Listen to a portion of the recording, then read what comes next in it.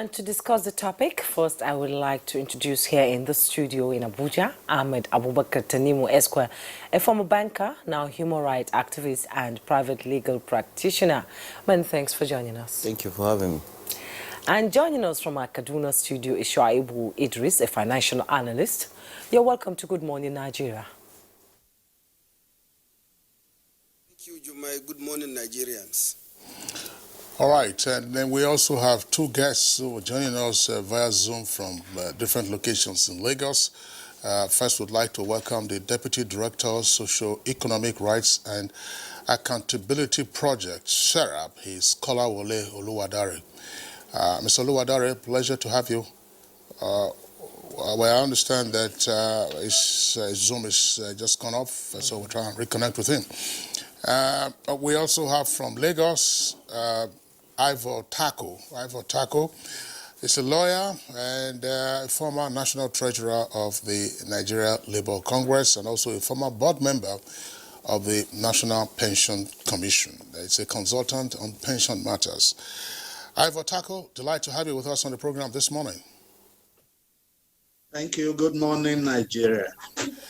And just for us to also indicate that we had expected the National Pension Commission to join us for the conversation this morning. We're still awaiting their arrival. If they will join us, then of course we'll have their own perspective on this issue. But happily, Ivor Tako is here. As I said, a former member of the board of the National Pension Commission, which has an oversight over the activities of the board. Tako, beginning with you, we have heard from the Nigeria Labour Congress. You saw them in a clip a while ago. We've also heard from the National Union of Pensioners threatening that they could go spiritual if the state governments were to go ahead and borrow pension funds. And going spiritual probably also includes going the native way. And SERAP itself has also thrown its heart into the ring by becoming part of the fray. From your own perspective, is this a storm in the teacup or it's some real concern about a threat to accumulated pensions and therefore the rights of pensioners to draw upon their pensions when the time comes? Thank you. I think the concerns of Nigerian workers and especially those of pensioners are real because, but let me clear this thing. As a former board member of PENCOM and one of those who was a member of the Committee of Pension Reform in Nigeria, I want to say that the Act does not envisage borrowing from the pension fund. It envisages investment, and I believe that is what PENCOM and the operators are doing. Having said that, the workers have real concern about their pension fund. In the first instance, those funds in the RSA retirement savings account are not guaranteed by government. They are there at the pleasure of investment, and the security lies in investment and whatever it is, and of course the risk profiling and investment management of PENCOM and the operators. Having said that, workers, including myself as a retiree under the contributory pension scheme, will be worried if anything is done to affect our fund negatively. Having said that, I want to say that, just like it has been said, governors, more than 90% of state governments have not keyed into the contributory pension fund. And so they have no right, moral or legal, to be talking about pension fund, whether for infrastructural development or whatever purpose they want to apply them. They should put their mouth where their pockets are. Even if it is legally, they have a valid instrument to invest in pension fund. Morally, they have no right because those are contributions under pension funds, which majority of them have not keyed into. If they want to key into it, they should first and foremost go and key into the contributory pension scheme. Okay, Barrister Ivo Tako, you know, earlier when we were discussing here in the studio with Tanimu, he actually said that it is okay for the governors to, you know, take from the pension fund. How is that possible when people save money and it's used to pay them their salaries again? Mr. Ivo? Sorry, I didn't get that very clearly. Yes, earlier when we were discussing in the studio before we started this discussion, you know, Barrister Tanimu said, when I asked him, is it okay for state governments to, you know, take from the pension fund? He said it is okay. Is it actually okay? Well, it is okay to the extent that they follow the legal procedure for investing in pension fund. I think there is a distinction between taking and investing.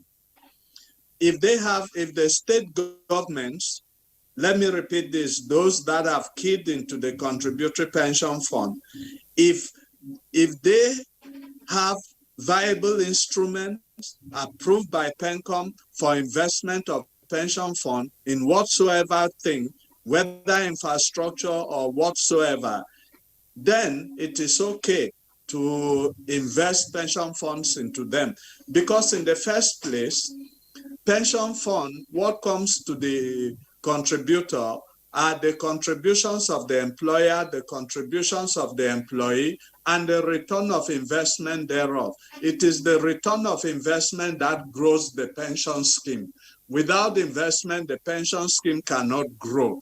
However, it is known, and PENCOM has also said it, PENCOM has a right to approve investment. The Act gives pension the right to give guidelines for investment of pension scheme, and there are also instruments that have been approved for investment of the scheme.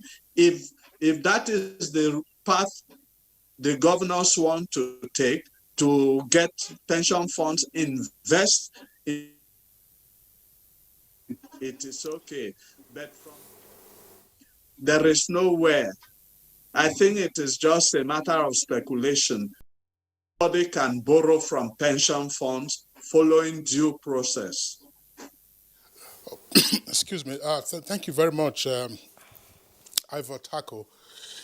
I want to bring in Shuaibu Idris here as a financial analyst, one of our regular guests whenever we're discussing economic and financial matters. He'd been, of course, in the banking sector for many years. Shuaibu Idris, for the benefit of some of our viewers, I would like you to clarify the two terms, which are obviously mutually exclusive, that Ivo Tako used. Ivo Tako says, look, in effect, the pension fund doesn't act as a lender. In other words, you cannot go and borrow from it, but rather it serves as an investor. So what is the distinction between lending and then also investing in the context of which we are having this conversation? Thank you very much for that question. Once again, good morning, Nigerians. Before I go to your question, I'd like to make a bit of clarifications regarding what Barrister Tako has said. Number one, there are subsisting rules and regulations regarding investment by trustees and trust funds. This country has had Trustees Investment Act, which guides anybody investing on behalf of somebody.